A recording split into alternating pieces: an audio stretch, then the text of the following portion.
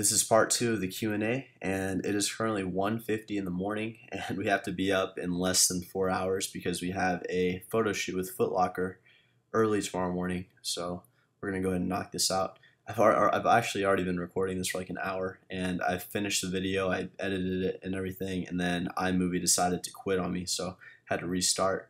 So this is going to be the last take, no matter what, it's going to be the last take. I keep telling myself that, but it probably won't be. So hopefully it will. Let's get started, guys. All these questions are coming from the Facebook fan page, so be sure to go follow me on there. Links in the description box. And let's go. Question number 1 is from Riley Reed. Are you and Tito or Chris Jones or any of those Texas fellas going to collaborate? Tito is actually my really good friend. He's actually in one of the northern states.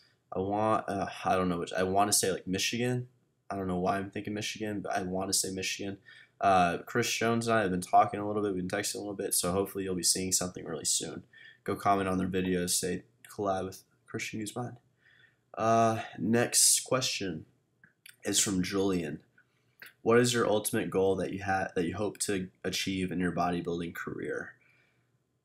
As far as my bodybuilding career, guys, I don't really have one of my life goals is not to be the Mr. Olympia physique champion or anything like that.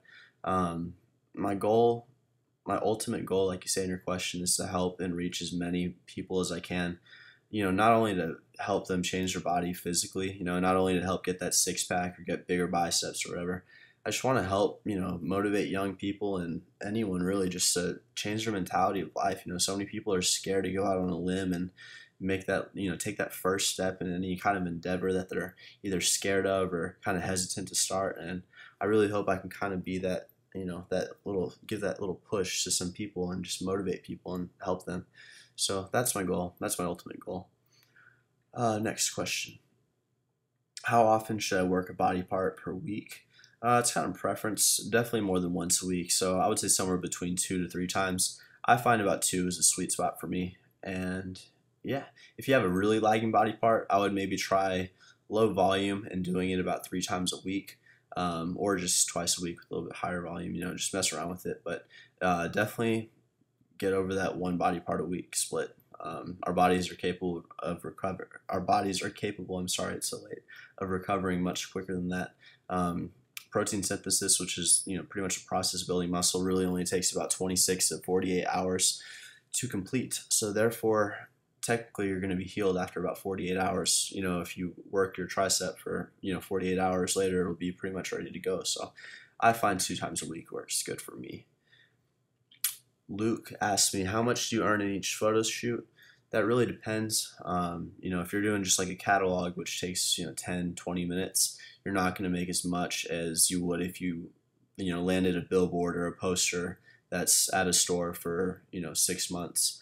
Another example is if you were to land like I don't know, like a Dolce & Gabbana or a Polo Ralph Lauren fragrance commercial or something like that on TV, Calvin Klein, those Calvin Klein models on TV, yeah, you might look at them, oh, their physiques are crap, they don't do, whatever, but those guys are easily making low to mid 6 figures just from that freaking one commercial. So that'd be something to definitely get into if you, don't make fun of those guys because they're probably, whatever.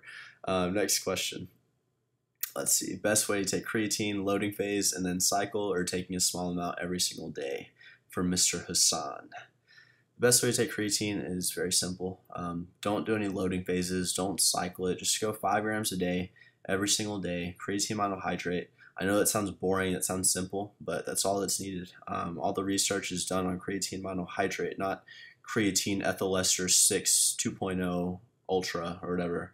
Creatine monohydrate, it's cheap, it's effective, and it works. So that's what you should use. The whole loading phase is pretty much a marketing scheme to get you to run through the tub a little bit quicker. So just go 5 grams and drink plenty of water and work out hard. Keep your form in check. You'll see some good strength gains, more power output. Are you coming to the UK Body Power in May? I sure hope so. We'll see though. No guarantees. But then again, there are no guarantees in life, so don't ever get too comfortable. How big are your arms? I don't know, honestly. I have a photo on my Instagram from a few months ago. Actually, it was like back in February or March when I was at my peak of my bulk. I think I was like 180 to 185 pounds at the time, and my arms were right under 17. So, and my right arm's a little bit bigger than my left arm, just like my left leg is bigger than my right leg due to my spine imbalance thing that I'm going to the chiropractor for. So I measure my right arm, but yeah, that one was almost 17 when I was pretty fat. But honestly, probably now when I'm like mid 160s, I would say right at 16 or so. But yeah, and then when I'm at like a 5% body fat, super shredded, they're even smaller. But the thing is, when you're at a 5% body fat, they look when you have a nice pump, some good lighting, they'll look like 17 or 18-inch arms if you get the right angle on the camera. So that is that.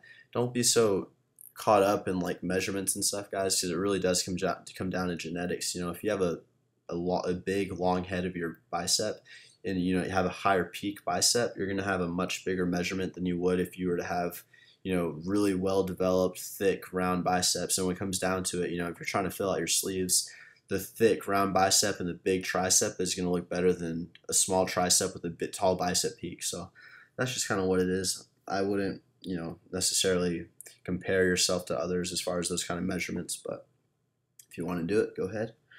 When is your black CG hoodie coming back in stock? Actually, a brand new order of t-shirts, v-necks, and another batch of hoodies are coming in within about 2 weeks. So the new t-shirts are going to be black, so you'll have black t-shirts, black v-necks, super high quality, just like the last couple shirts I've been doing, with turquoise blue. No, it's not turquoise, it's more of like a sky blue mixed with turquoise, kind of like a cyan color, and then white. So you're going to have turquoise or whatever, blue, and then white, and then the black shirt. It's going to look really clean, so keep an eye out for those, guys. I'll let you know when they come in. How to transition from a long cut to a slow bulk. It's pretty much reverse diet. All you want to do is slowly increase your food, mainly in the form of your carbohydrate and your fats, probably a little bit of protein also if you want, or you can keep your protein the same. But as the weeks go on, you want to slowly add carbs, add fat, and I'm talking like maybe 75, honestly, 50 to 100 calories per week you're adding while you're slowly tapering down your cardio from what it was when you're dieting down. So decrease your cardio over the weeks and increase your food until you're gaining about, I would say, 1 to 2 pounds a month. That's going to be pretty optimal for muscle gain.